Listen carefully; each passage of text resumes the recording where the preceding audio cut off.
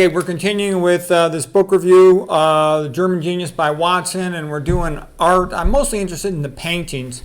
This is Caspar David Friedrich's painting, Wanderer Above the Sea Fog, and it's one of the all-time masterpieces of Romanticism. Romanticism, you especially think of the early 1800s. You know, in France, it was a reaction to the French Rev. People were sick of all that nonsense. In England, it was in response to the Industrial Revolution, which the people were fed up with. And in Germany, to some extent, it was also the people being fed up with neoclassicism. Okay, Romanticism is a throwback to the Middle Ages and Christianity and chivalry and feeling and emotion.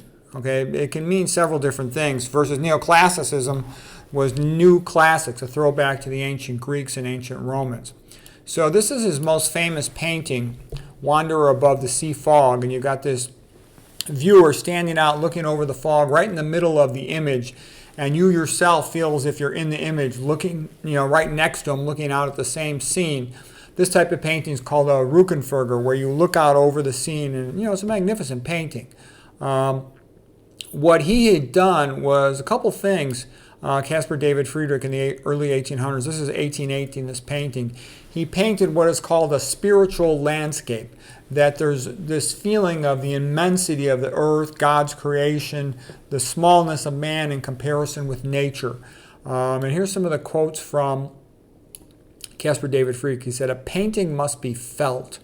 Art must have its source in man's inner being, yet it must be dependent on moral or religious value." So he's a very religious guy. He was a devout Lutheran, and he was creating a change. People before this thought landscape painting was boring. Like some people thought instrumental music was boring and you needed voices and singing, and for painting you needed people. And he was sort of showing that the landscape itself could be very interesting. And his work inspired the Hudson River Valley School in the United States that later had magnificent painters like Albert Bierstadt, Thomas Cole.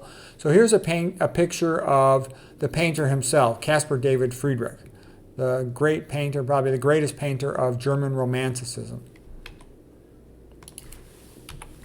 Now, he had a very sad life from the beginning. When he was only 7 years old, his mother died, and this painting, Walk at the Dusk, is, like walking past the grave of his mother, and it's rather sad. He has a lot of paintings with the moonlight, kind of tranquil, and again, he's very religious, very devout. His studio was very sparse, and he's a hardcore Protestant, Lutheran.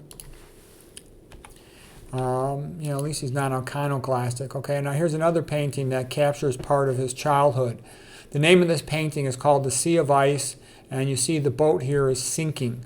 And it's very sad. The whole boat is going under. And what had happened to him when he was just a young teenager, he was skating and he fell through the ice, and his brother saved him. But in the process of saving him, his brother drowned. And his brother was his best friend, and the rest of his life he felt guilty about that his brother had drowned in saving him on the ice. And this painting reminds one of that. So all of this, the death of his mother and his brother, he was sad.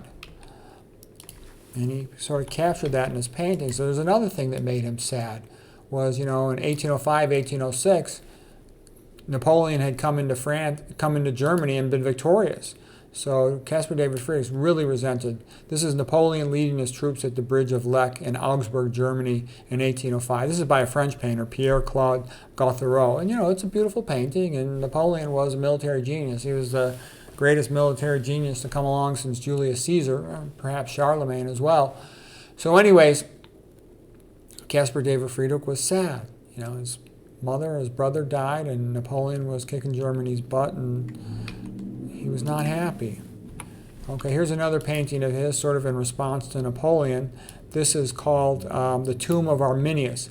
Arminius was this great soldier warrior of the Germans who had trained with the Romans, and then later on he led the Romans, I think it was in Teutoburg Forest, to defeat the Romans. And that's why the Germans were the only ones who had not been conquered by the Romans. So Arminius was this great ancestral hero who had led them to victory over the Romans.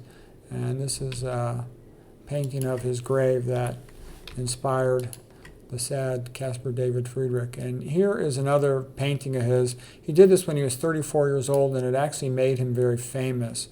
It's called The Cross in the Mountains. It was a Tetschen altarpiece, and it was unique for his time in the sense that he's painted a landscape, and landscape painting was considered the lowest form of painting at that time, with a crucifix, meaning a religious painting with Christ in it, which was considered the highest form of painting at that time.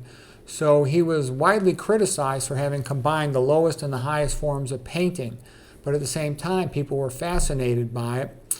And this kind of made him famous. Okay, The Cross in the Mountains. All right.